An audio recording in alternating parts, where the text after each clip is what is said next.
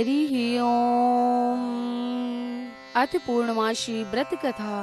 द्वापर युग में एक समय की बात है कि यशोदा जी ने श्री कृष्ण से कहा, हे श्री कृष्ण, तुम सारे संसार के उत्पन्न करता, पोषक तथा उसके संहार करता हो। आज ऐसा कोई व्रत मुझसे कहो जिसके करने से मृत्यु लोक में स्त्रियों को विधवा होने का कोई भय ना रहे तथा वह व्रत सभी मनुष्यों की मनोवांछाओं को पूर्ण करने वाला हो।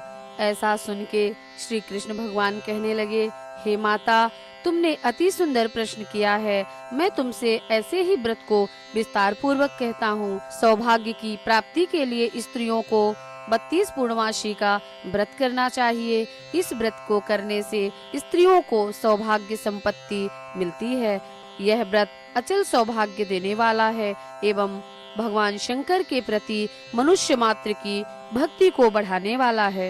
यशोदा जी कहने लगी, हे श्री कृष्ण, सर्वप्रथम इस व्रत को मृत्यु लोक में किसने किया था, इसके विषय में विस्तार पूर्वक मुझसे कहो। श्री कृष्ण जी कहने लगे कि इस भूमंडल पर एक अत्यंत प्रसिद्ध राजा चंद्रहास से पालित अनेक प्रकार के रत्नों से परिपूर्ण कातिका नाम की एक नगरी थी। वहाँ धनेश्वर नाम का एक ब्राह्मण था और उसकी स्त्री अति सुशीला रूपवती नाम की थी। दोनों ही उस नगरी में बड़े प्रेम के साथ रहते थे। घर में धन धान्य आदि की कोई कमी नहीं थी। संतान न होने की वजह से उनको बड़ा दुख था। एक समय एक बड़ा तपस्वी योगी उसी नगरी में आ गया। वह योगी उस ब्राह्मण के घर को छोड़कर अन्य सभी घरों से भिक्षा लाकर भोजन करता। वह योगी एक दिन रूपवती से भिक्षा न लेकर किसी अन्य घर से भिक्षा लेकर गंगा के किनारे जाकर भिक्षान्न को प्रेम पूर्वक खा रहा था कि धनेश्वर ने योगी का यह सब कार्य किसी प्रकार से देख लिया। अपनी भिक्षा के अनादर से दुखी होकर धनेश्वर योगी से बोला, हे महात्मन, आप सब घरों से भिक्षा लेते हैं परंतु मेरे घर की भिक्षा कभी नहीं लेते, इसका क्या कारण है?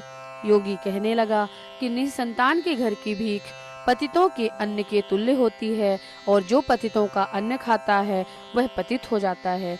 चूंकि तुम निसंतान हो, अतः पतित हो जाने के भय से मैं तुम्हारे घर की भिक्षा नहीं लेता हूँ। धनेश्वर यह बात सुनकर अपने मन में बड़ा दुखी हुआ और हाथ जोड़कर योगी के पैरों पर गिर पड़ा तथा आर्त भाव से कहने लगा, हे महाराज, यदि ऐसा है तो आप मुझे संतान प्राप्ति का उपाय बताओ।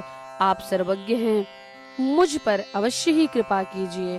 धन की मेरे घर में कोई कमी नहीं, परंतु मैं निसंतान होने के कारण अत्यंत दुखी रहता हूँ। आप मेरे इस दुख को दूर करें, आप सामर्थ्यवान हैं। यह सुनकर योगी कहने लगा, हे ब्राह्मण, तुम चंडी आराधना करो। घर आकर उसने अपनी स्त्री से सारा वृत्तांत कहा और स्वयं तप के निमित्त वन में चला गया। वन में जाकर उसने चंडी की उपासना की और उपवास किया। चंडी ने 16वें दिन उसको स्वप्न में दर्शन दिया और कहा, हे धनेश्वर, जा तेरे पुत्र होगा, परंतु वह 16 वर्ष की आयु में मृत्यु को प्राप्त हो जाएगा। यदि तुम दोनों स्त्री पुरुष 32 पूर्णमासियों का व्रत विधि पूर्वक करोगे तो वह दीर्घायु हो जाएगा। अपनी शक्ति सामर्थ्य के अनुसार आटे के दिए बनाकर शिव जी का पूजन करना, परंतु पूर्णमासी तो 32 हो जानी चाहिए। प्रातः काल होने पर इस स्थान के समीप ही तुमको एक आम का वृक्ष दिखाई देगा। उस पर तुम चढ़कर एक फल को तोड़कर शीघ्र अपने घर चले जाना। अपनी स्त्री से सारा वृत्तांत कहना। वह ऋतु स्नान के पश्चात स्वच्छ होकर श्री शंकर जी का ध्यान करके उस फल को ले लेगी। तब शंकर भगवान की कृपा से उसको गर्भ हो जाएगा। जब वह ब्राह्मण प्रातः काल उठा तो उसने उस स्थान के पास ही एक आम का वृक्ष देखा जिस पर एक अत्यंत सुंदर आम का फल लगा हुआ था। उस ब्राह्मण ने उस आम के वृक्ष पर चढ़कर उस फल को तोड़ने का प्रयत्न किया, परंतु वृक्ष पर कई बार प्रयत्न करने पर भी वह चढ़ ना पाया। तब तो उस ब्राह्मण को बहुत चिंता उत्पन्न हुई और विघ्न विनाशक श्री गणेश भगवान जी की वंदना करने लगा और कहा, हे दयानिधे, हे दया सिंधो, आप अपने भक्तों के विघ्नों का नाश करके उनके मंगल कार्य को करने वाले हैं, दुष्टों को नाश करने वाले हैं, रिद्धि सिद्धि को देने वाले हैं। आप मुझ पर कृपा करके इतना बल देवें कि मैं अपने मनोरथ को पूर्ण कर सकूं। इस प्रकार गणेश जी की प्रार्थना करने पर उनकी कृपा से धनेश्वर वृक्ष पर चढ़ गया और उसने एक अति सुंदर आम का फल देखा। उसने सोचा जो वरदान से फल मिला था वह यही है और कोई फल दिखाई नहीं देता। उस धनेश्वर ब्राह्मण ने जल्दी से उस फल को तोड़कर अपनी स्त्री को लाकर दिया और उसकी स्त्री ने अपने पति के कथनानुसार फल को खाया और वह गर्भवती हो गई। देवी जी की असीम कृपा से उसके एक अत्यंत सुंदर पुत्र पैदा हुआ, जिसका नाम उन्होंने देवदास रखा। माता पिता के हर्ष और शोक के साथ वह बालक शुक्ल पक्ष के चंद्रमा की भांति अपने पिता के घर में बढ़ने लगा। भवानी की कृपा से वह बालक बहुत ही सुंदर, सुशील और विद्या पढ़ने में बहुत ही निपुण हो गया। दुर्गा जी की आज्ञा अनुसार उसकी माता ने 32 पूर्णमासी का व्रत रखना प्रारंभ कर दिया था, जिससे उसका पुत्र दीर्घायु हो जाए। 16वां वर्ष लगते ही देवदास के माता पिता को बड़ी चिंता हुई कि उनके पुत्र की इस वर्ष मृत्यु ना हो जाए। इसीलिए उन्होंने अपने मन में विचार किया कि यदि वह दुर्घटना उनके सामने हो गई तो वे इसे कैसे सहन कर सकेंगे। अस्तु उन्होंने देवदास के मामा को बुलाया और कहा कि हमारी इच्छा है कि देवदास को 1 वर्ष तक काशी में जाकर विद्या अध्ययन कराओ और हम उसको अकेला भी नहीं छोड़ना चाहते, इसीलिए उसके साथ तुम चले जाओ और 1 वर्ष बाद इसको वहां से लौटा ले आना। सब प्रबंध करके उसके माता पिता ने काशी जाने के लिए देवदास को एक घोड़े पर बैठाकर उसके मामा को उसके साथ कर दिया, किंतु यह बात उसके मामा या किसी और से नहीं कही। धनेश्वर ने पत्नी के साथ अपने पुत्र की मंगल कामना तथा दीर्घायु के लिए भगवती दुर्गा की आराधना की और पूर्णमासियों का व्रत करना आरंभ कर दिया। इस प्रकार बराबर 32 पूर्णमासी का व्रत पूरा हुआ। कुछ समय बाद एक दिन वह दोनों मामा और भांजे मार्ग में रात्रि बिताने के लिए किसी ग्राम में ठहरे हुए थे। उसी दिन गांव में एक ब्राह्मण की अत्यंत सुंदरी, सुशीला, विदुषी और गुणवती कन्या का विवाह होने वाला था। जिस धर्मशाला के अंदर वर और उसकी बारात ठहरी हुई थी, उसी धर्मशाला में देवदास और उसके मामा भी ठहरे हुए थे। संयोगवश जब कन्या को तेल आदि चढ़ाकर मंडप आदि का सारा कृत्य किया गया तो लग्न के समय वर को धनुर्वात हो गया। अस्तु वर के पिता ने अपने कुटुंबियों से परामर्श करके निश्चय किया कि यह देवदास मेरे पुत्र जैसा ही सुंदर है, मैं इसके साथ ही पूरा लग्न करवा देता हूँ और बाद में विवाह के अन्य कार्य मेरे बेटे के साथ हो जाएंगे। ऐसा विचार कर देवदास के मामा से जाकर बोला कि तुम थोड़ी देर के लिए अपने भांजे को हमें दे दो, जिससे विवाह के लग्न का सब कृत्य सुचारू रूप से हो सके। तब उसका मामा कहने लगा कि जो कुछ भी मधुपर्क आदि कन्यादान के समय वर को प्राप्त होंगे वह सब आप हमें दे देना, तो मेरा भांजा इस बारात का दूल्हा बन जाएगा। यह बात वर के पिता को स्वीकार कर लेने में कोई परेशानी नहीं हुई। फिर उसने अपना भांजा वर बनाने को भेज दिया और उसके साथ विवाह कार्य सब रात्रि में विधि पूर्वक संपन्न हो गया। पत्नी के साथ वह भोजन ना कर सका और अपने मन में सोचने लगा कि ना जाने यह किसकी स्त्री होगी। वह एकांत में इसी सोच में गर्म श्वास छोड़ने लगा। उसकी आंखों में आंसू भी आ गए। तब बधू ने पूछा कि क्या बात है, आप इतने उदासीन व दुखी क्यों हो रहे हैं। तब उसने सब बात जो वर के पिता व उसके मामा में हुई थी उसने बतला दी। तब कन्या कहने लगी कि वह ब्रह्म विवाह के विपरीत कैसे हो सकता है। देव, ब्राह्मण और अग्नि के सामने मैंने आपको ही अपना पति बनाया है, इसीलिए आप ही मेरे पति हैं। मैं आपकी ही पत्नी रहूंगी, किसी अन्य की कदापि नहीं रहूंगी। तब देवदास ने कहा, ऐसा मत करिए, क्योंकि मेरी आयु बहुत छोटी है, बहुत थोड़ी आयु है। मेरे बाद आपकी क्या गति होगी, पहले इन बातों को अच्छी तरह से विचार लो। परंतु वह दृढ़ विचार वाली थी। बोली कि जो आपकी गति होगी वही मेरी भी गति होगी। हे स्वामिन, आप उठिए और भोजन करिए, आप निश्चित ही भूखे होंगे। इसके बाद देवदास और उसकी पत्नी ने भोजन किया तथा शेष रात्रि भर वे सोते रहे। प्रातःकाल 4 बजे देवदास ने अपनी पत्नी को 3 नगों से जड़ी हुई एक अंगूठी दी, एक रुमाल दिया और बोला, हे प्रिय, इसे ले लो और संकेत समझकर स्थिर चित्त हो जाओ। मेरा मरण और जीवन जानने के लिए एक पुष्प वाटिका बना लो, उसमें सुगंधी वाली एक नवमल्लिका लगा लो, उसको प्रतिदिन जल से सींचा करना और आनंद के साथ खेलो कूदो तथा उत्सव मनाओ। जिस दिन मेरा प्राणांत होगा तो ये फूल सूख जावेंगे और जब ये फिर हरे हो जाएं तो जान लेना कि मैं जीवित हूँ। यह बात निश्चित करके समझ लेना, इसमें कोई संशय नहीं है।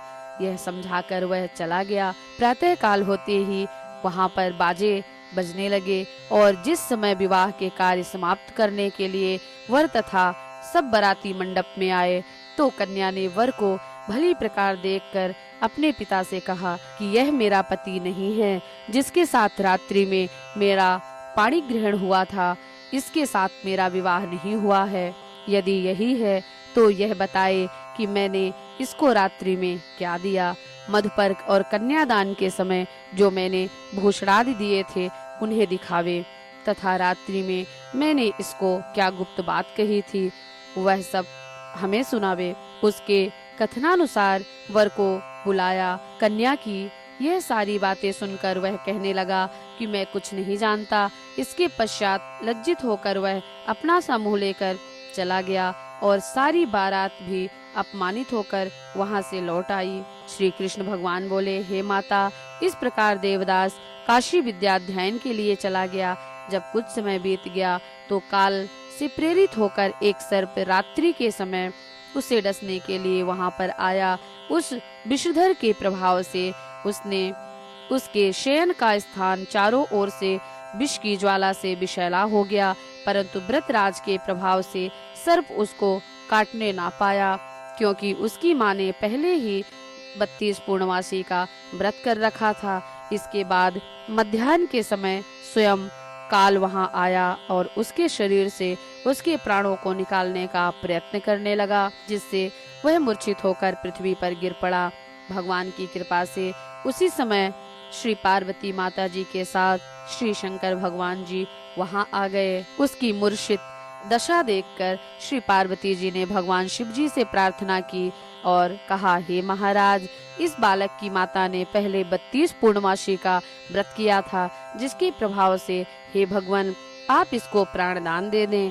भवानी की कहने पर भक्त वत्सल भगवान श्री शिव जी ने उसको प्राणदान दे दिया। इस व्रत के प्रभाव से ही वह मृत्यु से छूटा और वह स्वस्थ होकर बैठ गया। उधर उसकी स्त्री उसके काल की प्रतीक्षा किया करती थी। जब उस पुष्प वाटिका में पत्र पुष्प कुछ भी नहीं रहे तो उसको अत्यंत आश्चर्य हुआ, और जब वह वैसे ही फिर से हरे भरे हो गए तो वह जान गई कि वह जीवित हो गए हैं। यह देखकर वह बहुत प्रसन्न मन से अपने पिता को कहने लगी कि हे पिताजी, मेरे पति जीवित हैं, आप उनको ढूंढिए। 16वां वर्ष व्यतीत हो गया। तब देवदास भी अपने मामा के साथ काशी से चल दिया। इधर उसके ससुर उसको ढूंढने के लिए अपने घर से जाने वाले थे कि वह दोनों मामा और भांजा वहां आ गए। उसको आया देखकर उसके ससुर बड़ी प्रसन्नता के साथ अपने घर में ले गए।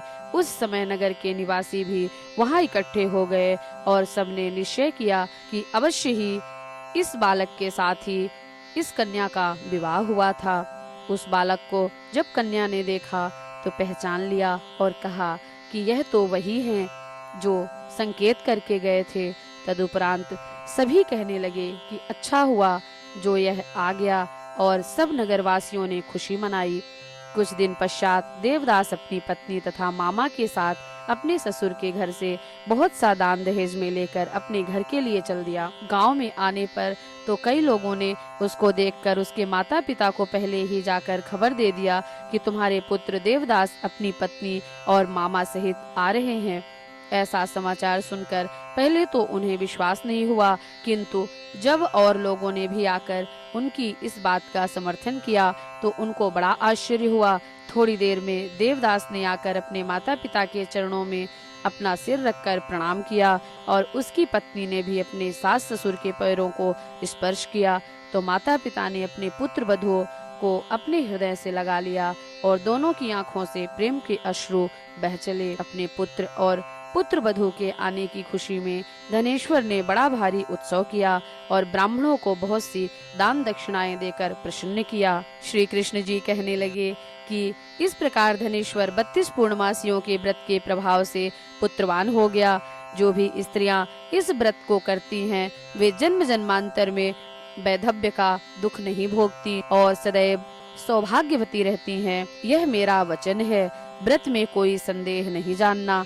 यह व्रत पुत्र पौत्रों को देने वाला तथा संपूर्ण मनोकामनाओं को पूर्ण करने वाला है। 32 पूर्णमासियों के व्रत करने से व्रती की सभी इच्छाएं भगवान शंकर जी की कृपा से पूर्ण होती हैं। श्री पूर्णमासी व्रत कथा संपूर्णम। ओम नमः शिवाय।